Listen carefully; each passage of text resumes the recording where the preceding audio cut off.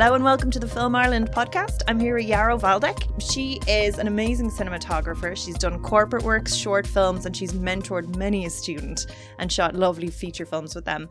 Can you just tell us a little bit about your background? Where did you study? Hi, I come from the Czech Republic, and I actually studied there. But before that, I was doing my undergrad studies in cinematography at Columbia College, Chicago. This is where I lived for 10 years, and I kind of fell in love with photography and then cinematography.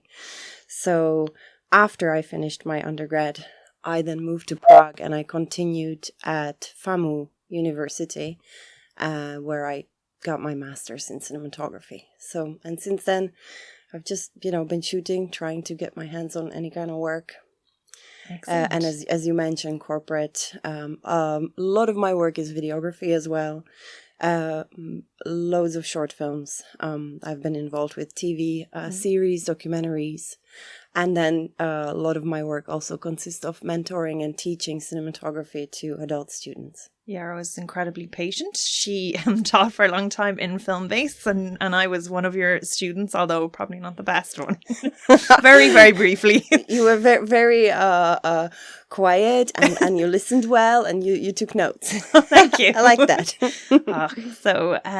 So you do have like an interesting body of work, and I'm sure you've worked on a lot of different film sets and like various different places. So what would the main difference be, say, if you're doing cinematography on a short film to documentary and then even corporate work? What would the facets be?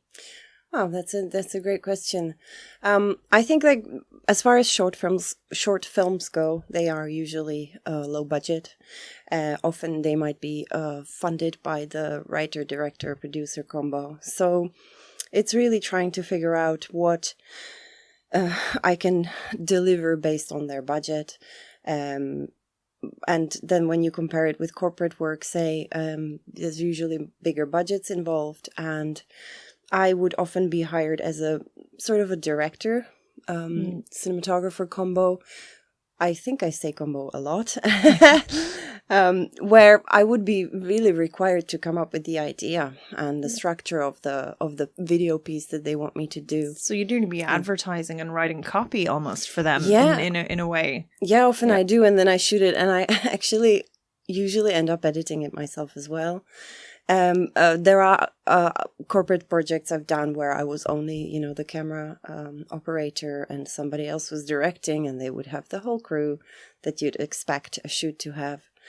Documentaries are lovely. I've done a few in the Czech Republic for television networks, and they would be backed up with proper production crew, all the equipment you can think of, and would just be about us traveling across Czech Republic, interviewing. In my case, I was working on a documentary about the victims of Stalinism, of communism. So we would just be interviewing people across the country who have lived through it, and so it's.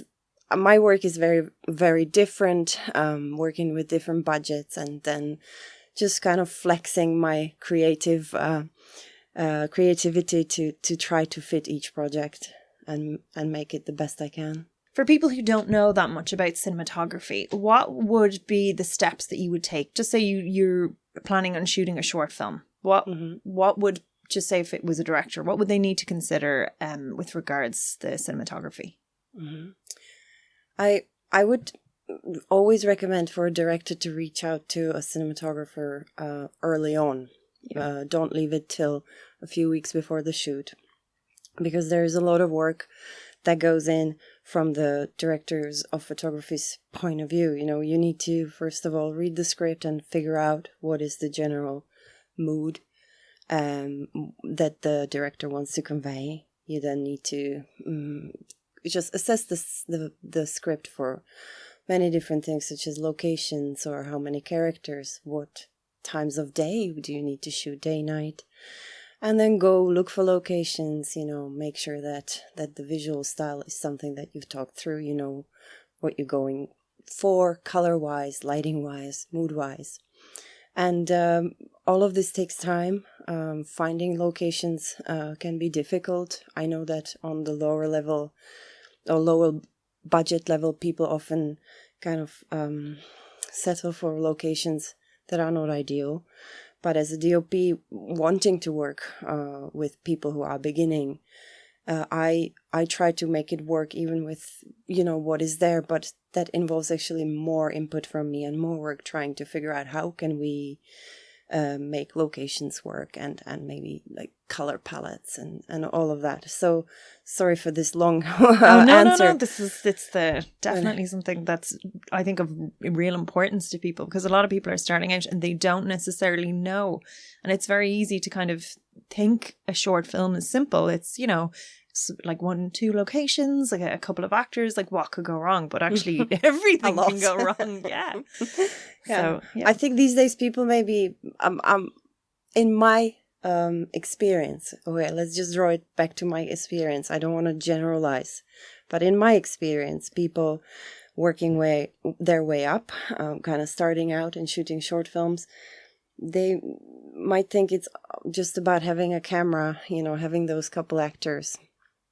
But that's not it. If you want to produce something that maybe will be accepted into festivals or will be seen by audiences, there is much more involved, and that all takes communication, getting the right people on board, and actually crewing up in all roles that are supposed to be filled, and maybe trying not to double or triple up on roles per person, because then that shows in the actual production when you're short of people, and definitely preparation is the key. Yeah, definitely. And how you mentioned communication. How important is it as a DOP to have communication with the other department heads? It is very important. For me, it usually happens in connection with the director. So I rarely would talk to the other, departments without the director present. For me, it is a collaboration of minds, and maybe my initial meeting might be alone, just me and the director. But once we understand each other and what it is that the director wants to say, and I come on board, that's when we then bring in the other heads of departments, and we start talking everything else, costumes and the art direction and sound design and everything. So the best production meetings I've had is when there was everyone present that needed to be there. Yeah. And for somebody, again, who's maybe thinking of doing their first short, what are the most common mistakes people make when it comes to cinematography? Well, one of the mistakes would be doubling, tripling, quadrupling on roles. What I mean by that is that because there is very little funding for short films, public funding available or state funding available, people if they want to make a short film, they have to fund it themselves. Let's face it, that's the truth for 99% of us here in Ireland and probably all over the world. So people maybe cut corners on crewing up, and director who is starting out should really focus their energy and effort and all their skill into directing. They should not be producing, in my opinion. They should not be doing art design and minding the costumes and being a script supervisor at the same time. They really would do themselves a huge favor if they found people for each of these roles. Why is that important, or why is that a mistake? When you actually in the production days, the actors, the director of photography, and everyone else, they need a piece of the director. They need to consult with them. Is this what you have in mind? Is this how this shot is going to play out? Actors need, confirmation that their performances are exactly what the director wants. And if the director is distracted, kind of fetching a prop here or trying to run someone from the bus station, they are not giving the attention where it needs to go, and then the film suffers. And I don't know, like in the end, I guess, who is to blame, you know? I'd say just delegate, get people to help you, even if it means that maybe you can't pay them in the beginning. Hopefully there are people who will advance their careers and skill set by helping you out for free. Second area that I would address, or would say that maybe people make mistake in, is just spending some time and thinking about how you're going to film the movie. If you're thinking of a certain mood or style, discuss with your DOP what is the best way to maybe light the set or move the camera, and try not to overcomplicate it. A lot of up-and-coming directors maybe fell in love with certain shots from different movies that they want to try. And I'm all for that, but maybe on the second film, on the second short. Maybe in the first, just try to shoot it in a way that it cuts together in the end, Yeah. So those, I think, would be the two main areas. Just simplify, your shot list, and then crew up. Excellent. And if you just say I'm a relatively young person and I'm just graduating film school or like a different college, and I'd love to get into this role, what would the next steps that I would take be? Are you asking general filmmaking or somebody who wants DOP. to be a DOP? Yeah, okay. Somebody who wants to get in that area. Do I do a course? Do I buy a camera? Do I volunteer my services on set? What would be the best steps? Wonderful. I actually get these questions often because, as you mentioned, I do tutor students in cinematography, and they often, when they finish a course, they come to me and ask, what can I do next? What I would recommend is, if the person comes to me because they just completed a course of mine, or they finished an accredited, few years study in cinematography, I would suggest just start shooting films with your classmates. Reach out to the other departments. Say, if you studied film production, reach out to theater majors or, music, and collaborate. Anything you can get your hands on. But it usually starts with the people you meet in school. They will most likely be your colleagues that will carry you through your career. Second way to reach out would be maybe to join some sort of a social, for example, on Facebook, join a group that targets filmmakers. Introduce yourself and say, this is what I do. Is there anyone who would like to collaborate with me? Can I volunteer my skills? Because I think, like, in the beginning, it's unlikely that people will start getting paid, right off the bat. So it might take maybe months or a couple of years just to build up a portfolio decent enough to then present for paid jobs. So just try to reach out that way through social media. Also, if somebody is completely new, they've never done a course, I would suggest, particularly in this country, do find a course that you could study, even if it's a short one. Because, again, in my experience, somebody with no knowledge of what cameras do or what cinematography is, they will find it very hard to be given an opportunity, even on unpaid gigs, unpaid short films, because there are so many people here. I feel the market is so saturated with people who want to do camera work that, and all of them have studied at least some form of a short course, so somebody coming from no background will likely not get their foot in the door. Did I answer your question properly? Yes, that is good. Yeah. So another thing that you do is you are a board member of Women in Film and Television. Yes, I am. And representing female DOPs. Yes. Are there any here? Are there any listening? We want to hear from you. We do. Yes, I'm very happy that this has come my way. I've been a member of this organization, Women in Film and Television Ireland, for a year prior to stepping up and kind of pitching for the opportunity to become a board member.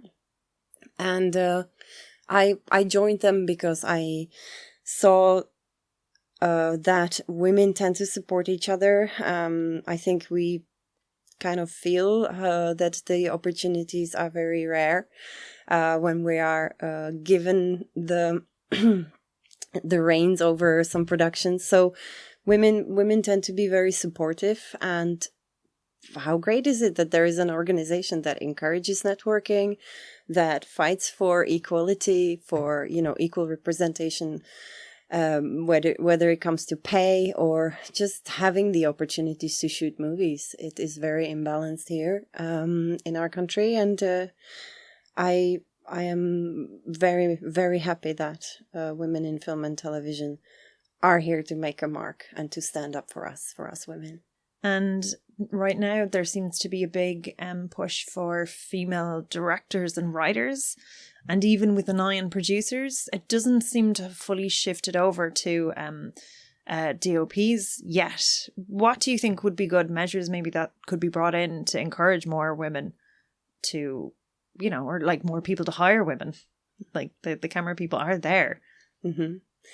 2 years ago, I attended meeting. It was organized by Women in Film and Television, and I was not on the board then yet. It was some sort of a discussion with the Irish Film Board. I remember. It was about funding. I was there. Yes, it was about funding. Yes, and you said it to them. Okay, yes. So, yeah, I actually remember you standing up and I was like, yes. Here is the story. I was shaking in my boots. I was so scared to ask. I'm not sure why, but I think that just goes to show that I don't know if this happened consciously, but I think women have kind of accepted the backseat. Yeah. And so to ask for something, for us, it's not easy. Yeah. I mean, I'm speaking for myself and for my friends who are in the film business. Maybe there are very confident and just carefree women out there who don't have an issue asking for the same rights that men have been given for decades. Yeah. But for me, it was difficult. So I think I was the last question of that entire talk. And I raised my hand and I asked, you have recently introduced this scheme where you are going to match funding, or you are going to offer extra funding to productions who attach a female writer or a female director or both. And I think it was 50,000 for the director and maybe 50 or 25,000 for the female writer. And they were shaking their heads. Yes, that's what we introduced, and that's fantastic. I'm very happy it happened. But you know, director of photography has the word director in its name for a reason. We are also directors of the visual component of the movie. And so I asked them, have you considered extending this offer to directors of photography? And I think that their tongues rolled out of their mouths. They were so just shocked that I asked that question, and that it's something they admitted quickly they had not considered it. It did not cross their minds. And I asked, would you please? Yeah. There are women DOPs here in Ireland, and we very much want to shoot. And see, the way to prove that you can do what you can do for a DOP is by being able to get to equipment. You know, I can make 100 short films on low budget with a couple lights and a mirrorless DSLR, and you can make great art. But how can I show them that I can step up higher if I don't get the opportunity to have a slightly bigger budget, please? For the equipment that I'm going to work with, you know. So anyway, I asked, would they consider? They said, thank you so much that you brought it to our attention. We will consider. 2 years later, nothing happened. I am actually preparing a letter to the Irish Film Board. I would like to ask them, you know, maybe they had talked about it. I did not check, to be honest with you, so I can't fault them yet. But it is something that definitely needs their attention. There are women DOPs here. Many of us shot a lot of things. I considered myself one of those who have shot some already. Yeah. There are a lot of female DOPs that are starting out. They have a few things under their belt. There's so much talent here, and we just need the opportunity. I think there's definitely an unconscious bias. It's a big buzzword that people say, and it's like everything is unconscious bias. But definitely with regards women and equipment, it's that very subtle thing, technical thing, creative things. Yeah, women are great. Maybe, you know, the leadership thing takes a bit of pushing. So the director one is a little bit more of a stretch. And at least with the writer, you have a finished product before you start shooting at all. But definitely with there does seem to be a feeling where it was like, you know, women can shoot cameras, can they? Are they able to? Why should this be a male domain? Like, why? What is there about cinematography that women? And it's about curating visual empathy for people. And even right now, there's a discussion around intimate scenes. Mm-hmm. I mean, if there's ever a need for female DOPs, it's, you know, to tackle subjects like that. And, you know, like, you know, if something is particularly, like if people are young and the actors are young, like I just think there's a lot of space there, and there's a lot of kind of need for, you know, female visuals. Like we've had the male gaze for a long time. Yeah, it's time for more, absolutely, you know, the female observational gaze. And like, if you even draw as far back as into our childhoods, who was the comforter in the family? It's always the mom, isn't it? Like, we have empathy, and we're very creative. Yeah. You know, all the arts and crafts. I'm not saying men don't do it. I'm sure they do. But most of the time, it's the mom that you come to for sensitivity, for relatability, you know. Is comfort. That our gender bias, though? We were reversing about, but it, but what I'm saying been the role is that for a long time that we do have that ability. Exactly, and what I'm saying is that stories are about connecting. Yeah. So why wouldn't women be able to craft them if we're able to relate? Like, we're known for being sensitive and understanding, and you know, creating or trying to kind of create peace among, you know, family members or in schools or wherever we go. We are storytellers. Let us do it on screen. And what would you think would be good steps maybe that they could kind of bring in? So like a tax break if you have a female head. What about training schemes? Like I did a quick Google after Filmmaking shut down, just out of interest. It was like, where do you go to learn DOP? It's either you do like a full-fledged course. There's a few short ones, but to get that real intrinsic knowledge of, you know, just lenses and that specialization, there's not too many places as well. Like, what about like specialized training schemes? Like, I know they do have them in the works. Screen Skills Ireland are good, and they have shadowing schemes that come up here and there, but you have to keep an eye out for them. But I don't know, just that's your field. What would you suggest? Well, I have to say my opinion has shifted a little bit over the last 3 years living here in Ireland, and coming across directors of photography who came from a completely different direction than I did. So just to let you know what my background is in my studies, is I was brought up on film stock. When I was in film school, there was no digital then yet. So I did a 4-year undergrad in cinematography, and then I did a 2-year master's in cinematography. So for 6 years, I was buried in film stock and in cameras and in chemistry, going to labs, seeing how my film stock that I shot was developed. I was learning about sensitometry, which is a way to determine how you expose your film stock so you get an image that you want to get, that your director has in their heads. I was learning a lot of physics and optics to understand how light works, how it transfers through a lens and hits your film plane with the film stock there. So like I feel, you know, I was so happy when I finished high school, because I was really bad at math, physics and chemistry, and I was so happy I was done with it and I never needed to do it. And then I got into cinematography. I thought, artistic, great. And the first thing I had to do for 4 years straight was study math, physics, optics, chemistry, and I really hated it. But now looking back at it, I felt like I got absolutely immersed in cinematography, and I feel that I know what my craft is. Yep. Now, a couple years ago, I tell you that's the only way to go if you want to be a DOP. But when you then you come across people who shoot beautiful stuff, and it comes from their intuition, from observing how light works in life, from maybe shadowing people on sets or working on sets as camera interns or runners, and just learning that way. And I've learned that it is possible to become a good skilled DOP.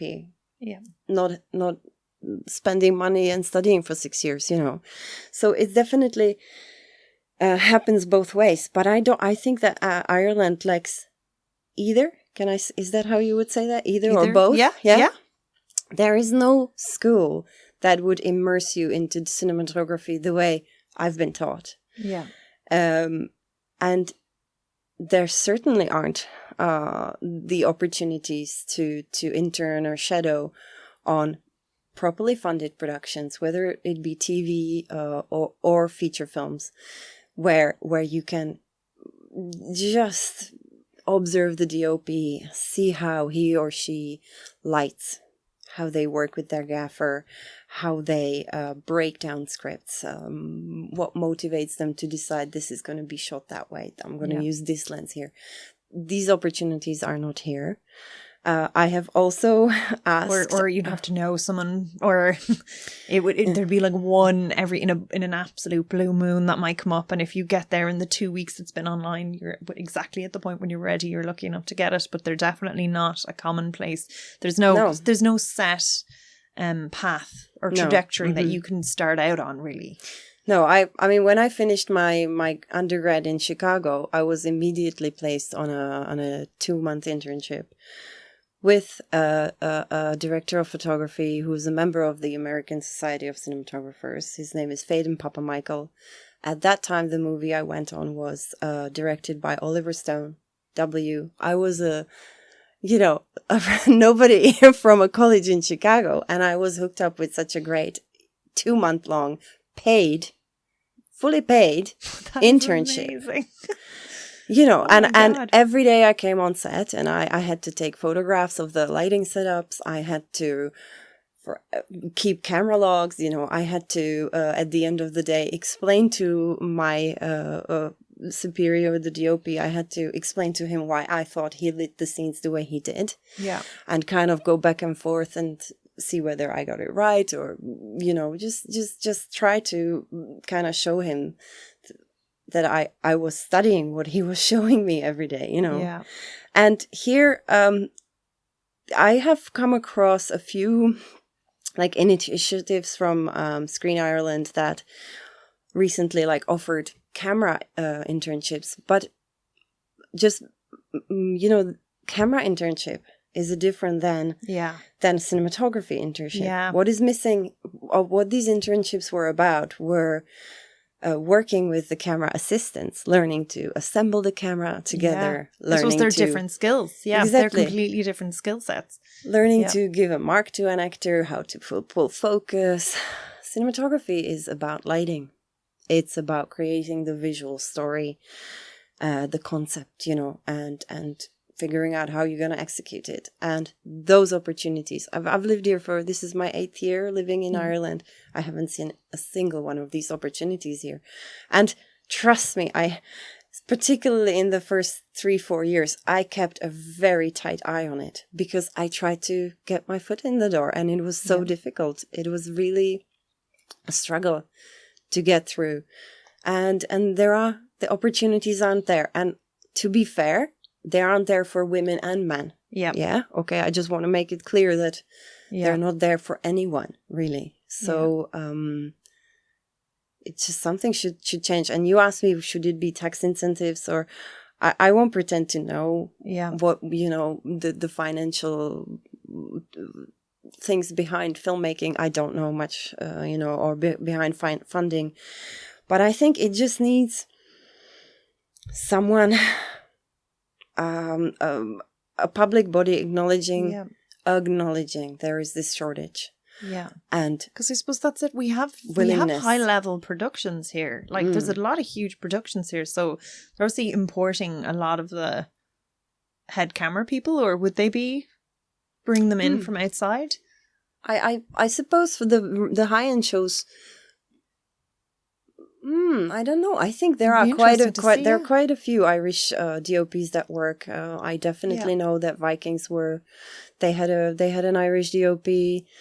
I'm Penny Dreadful. That's a while back. That had I'm pretty sure that maybe either it's balanced, or I think a lot of DOPs get on those gigs. Yeah. But it's just maybe.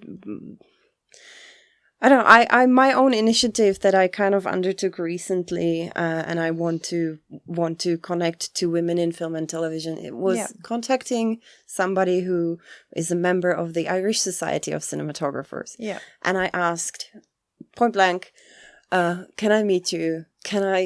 Because I know this person is somehow connected to the administration of the organization. Yeah, so." Can I meet you and can I discuss opportunities for women cinematographers to kind of find a path to become members? Is there a path?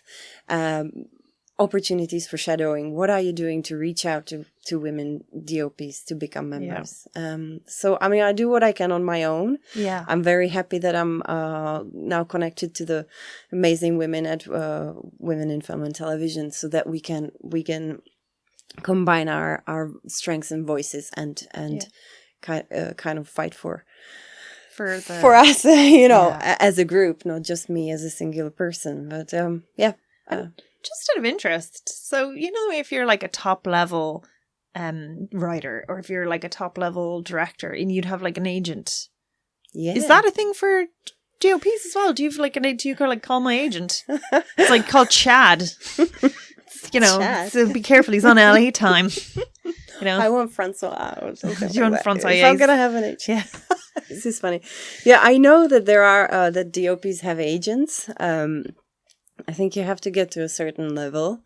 And I actually once attended like a seminar on for DOPs. I believe it was possibly connected to one of the like cinematography festivals, Kamerimage in Poland or something like that. I'm not exactly sure, but something like that, where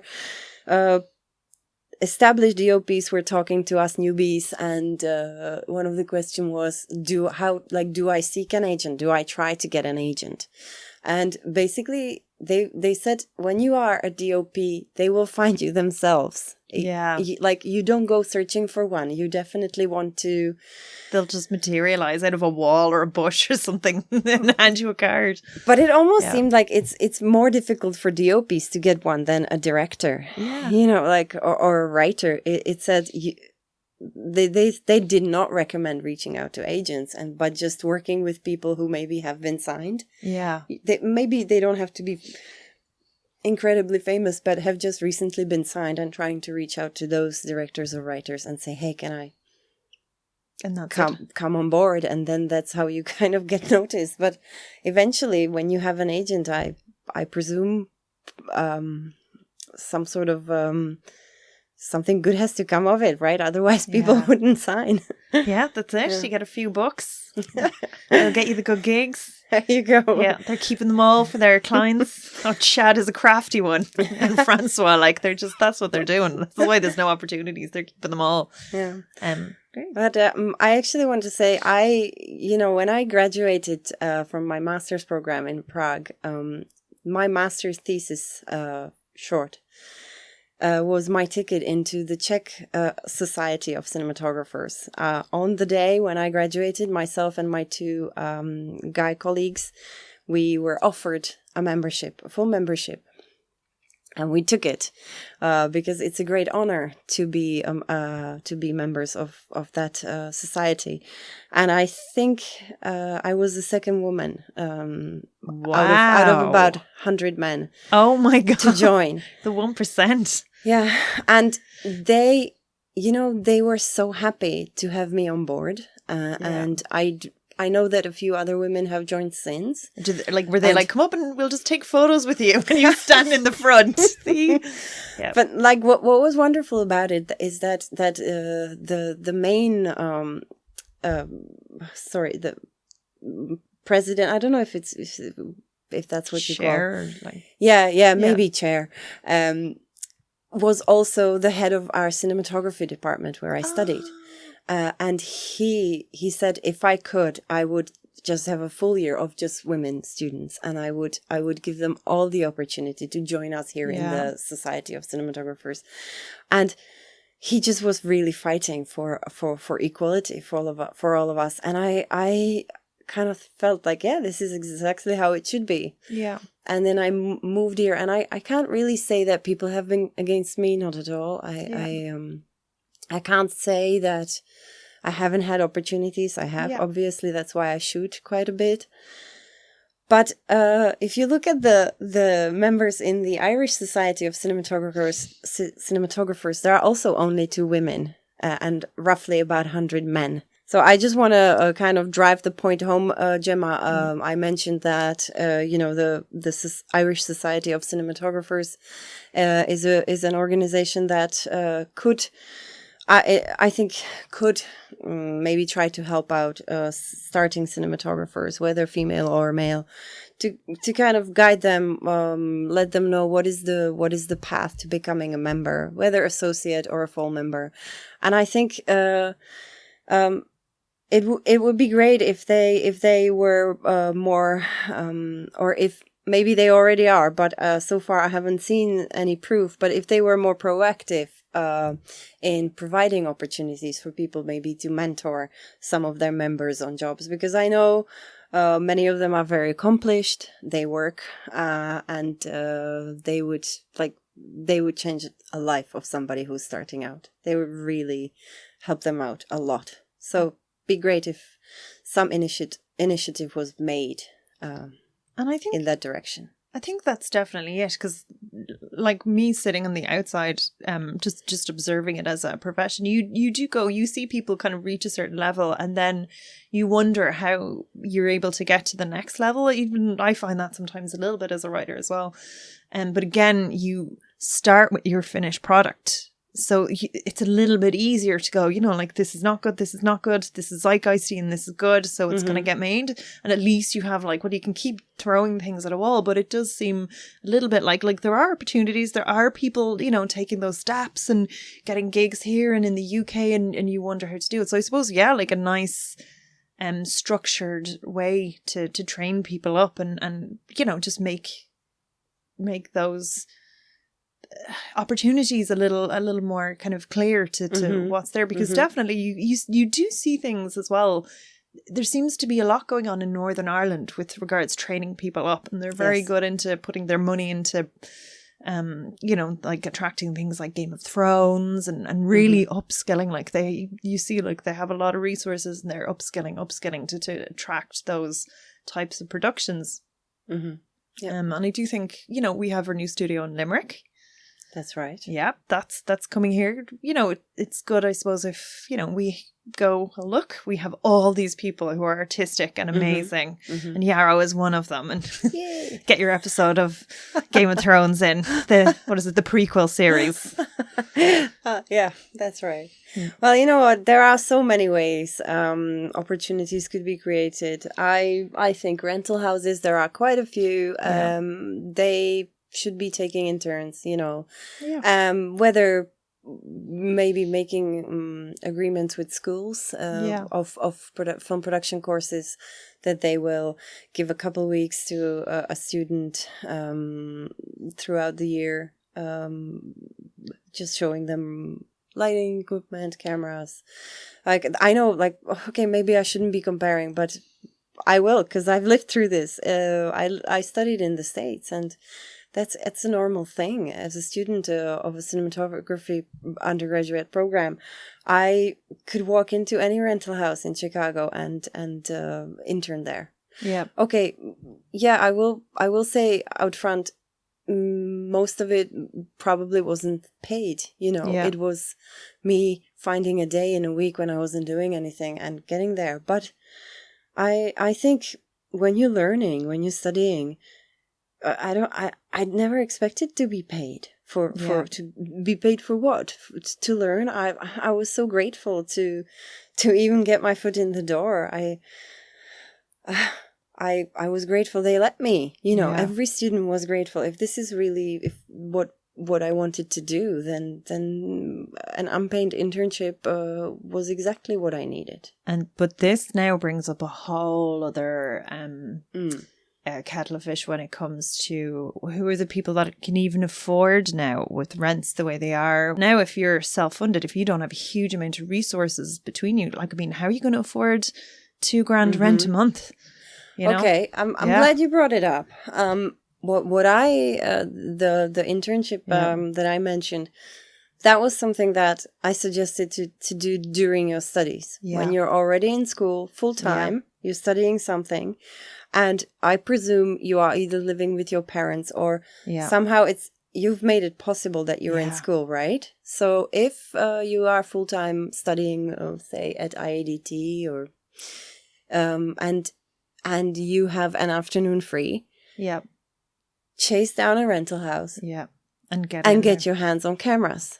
That's the kind of internship I'm talking about. Once you've completed your studies and you then need to make money to pay for your living because maybe you can't live with your parents anymore or whatever the situation. That's a different story. Of course, you can't be interning for free. Yeah. And I wasn't saying that against you. Oh, I was saying like this is the system as it exists now. Not that like you're saying anything wrong in saying that. I'm just saying it more now. Like now. It's even when I graduated college and I was able to shoot short films and I was able to work on creative projects and, do like a FOSS course and then work on my creative projects and do all that. And like now, if I graduated, I would have had to go into work. The only people maybe now that can afford, that are maybe starting off in their careers, that can really afford to take the time to work for 3 years for free is like people, maybe not the most diverse range of voices is going to be in cinema in 10 years time when they're kind of reaching their peak and they're finally talented, like it's and kind of able to do those things. Like I was kind of, it was more of a comment that I think it's sad because things are changing and not necessarily for the better. It seems like it's almost going to become more closed to everybody instead of more open. Well, I do hear you, and I know you didn't mean it like no, I wasn't. Yeah, but I have something to add because you're right. There. If you want to get in, you have to do that. I mean, you have no choice, and you're completely right. So yeah, I have two things to add to that. When I was studying in Chicago, one of the more famous people that studied there before me is Janusz Kaminski, who often collaborates with Steven Spielberg. And I remember attending some sort of a discussion with him. And he said that we should expect to not be paid for at least a year after we graduate for doing film work. And he didn't mean it like, get used to it, but he said don't be sad if it doesn't come, a paid job doesn't come within a year. You will most likely be working for free, so I'd suggest get a second job that you can do flexi time. Exactly. Be a waiter if that's what you're into, and drive a taxi or something. Find something, or have parents who will back you up, or a partner, because if it's going to be a long road before you start seeing paychecks from filmmaking. And I am so happy that he said that because it immediately painted the true world to me, And I mean, since then, I've traveled back to Czech Republic to study, and then I moved here. So I've kind of had that year of not being paid. I've had it twice since the States. Yeah. And actually here in Ireland, it took a few years before I started seeing money making movies. And I had to do other jobs. And it's something that I definitely don't think it's fair, but I did it because I want to make movies. Yeah. For me, this is a lifelong thing. It's not something I will do for a year or two. I will do this until I'm dead, you know. Yeah, if it kills you. There you go. Then we'll pry that lens from my cold hand. That's it. Yeah. Yeah. So what I mean, that was one thing I wanted to add to it. And the second thing is, and maybe this will sound possibly really awful, but I will tell you, in the Czech Republic, when you want to be a cinematographer, you have to go to school. You really have to study it. Because the school, all of the schools in Czech Republic are connected to our TV stations, to our production companies. And when you come out of the school with the stamp of, you know, he or she is a master of cinematography, this is your ticket to jobs. Yeah. And this is your ticket to the jobs that you studied for. So no DIT, you know, no data wrangler, no camera assistant. You get the master's in cinematography. You are given projects to DOP right away. Wow. Okay. Yeah. But the way that you can get those jobs when you've graduated is that the schools have a limited amount of students that they can take on a year. Yeah. And in my school, only 5 students were admitted into cinematography program a year. Yeah. And that's for the bachelor degree, which takes 3 years. And then after the 3 years, those students that get the state exams in cinematography, which are really... State exams in cinematography, that's amazing. And that's the science element as well, so it's not easy. You get tested from everything and anything that you studied during the 3 years. Optics, physics, chemistry, everything that I told you previously. Yeah. And if you pass, you then get the opportunity to enter this last 2 years of the program to get your master's.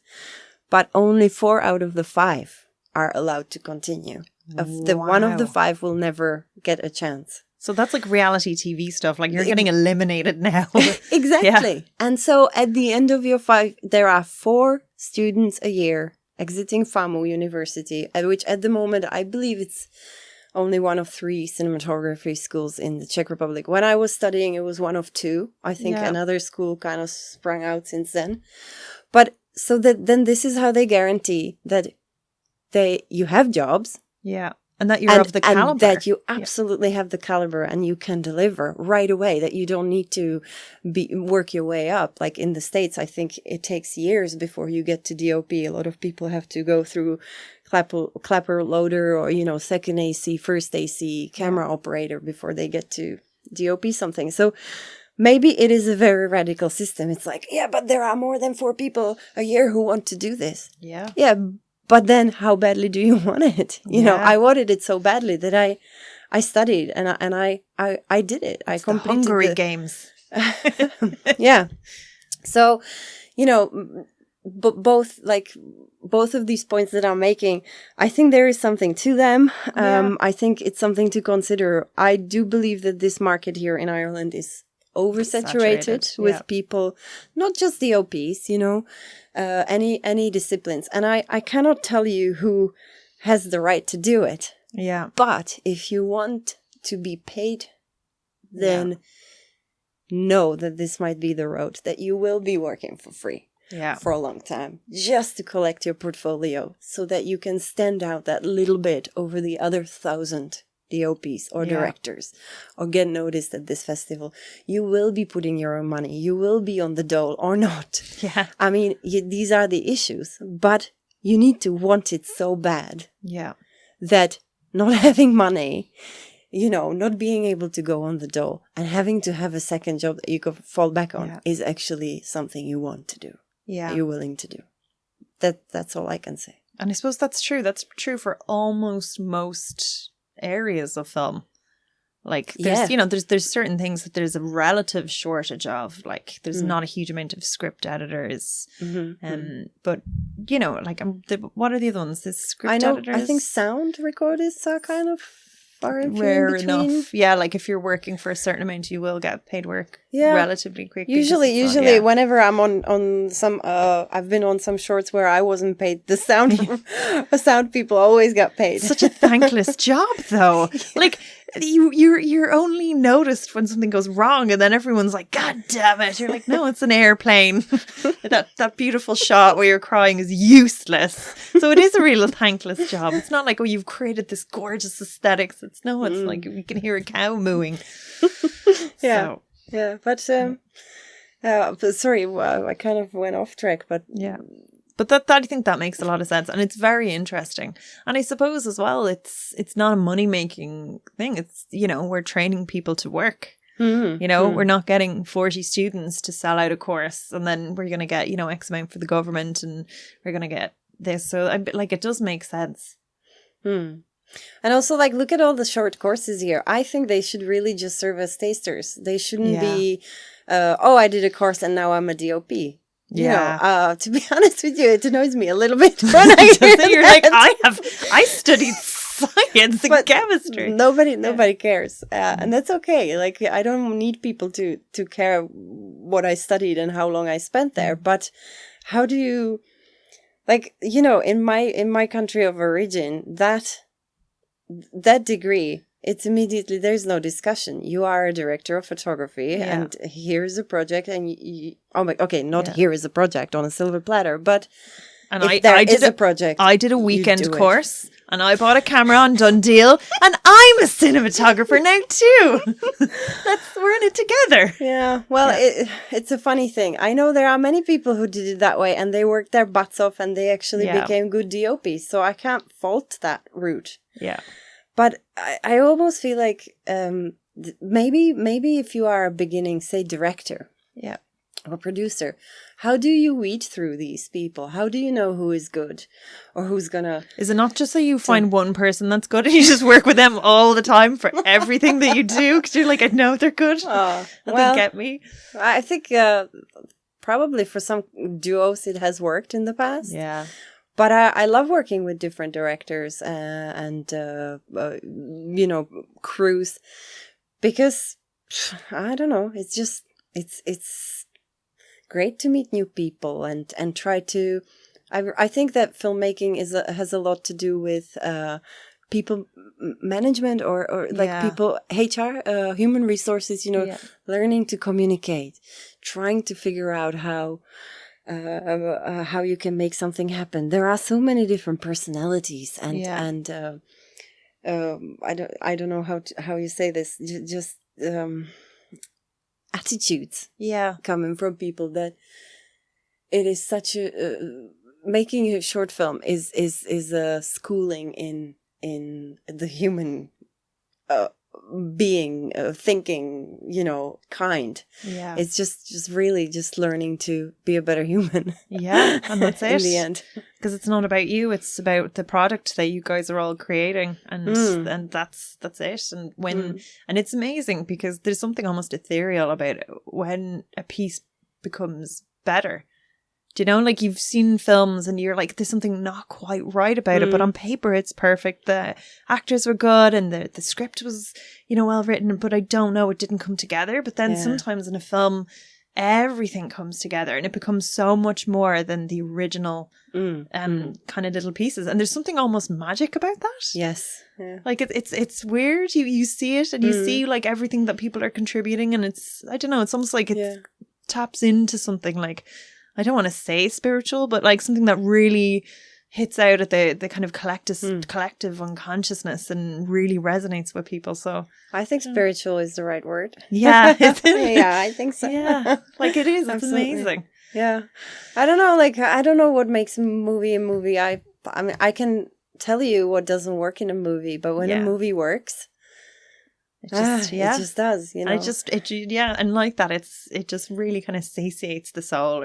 On that positive note. Yes. So thank you so much for chatting for us. It's great to have you in. Oh, thank you so much, Gemma. I really enjoyed this. Excellent. Thank you so much. And make sure to check out filmireland.net because we have lots more news, reviews and interviews on there.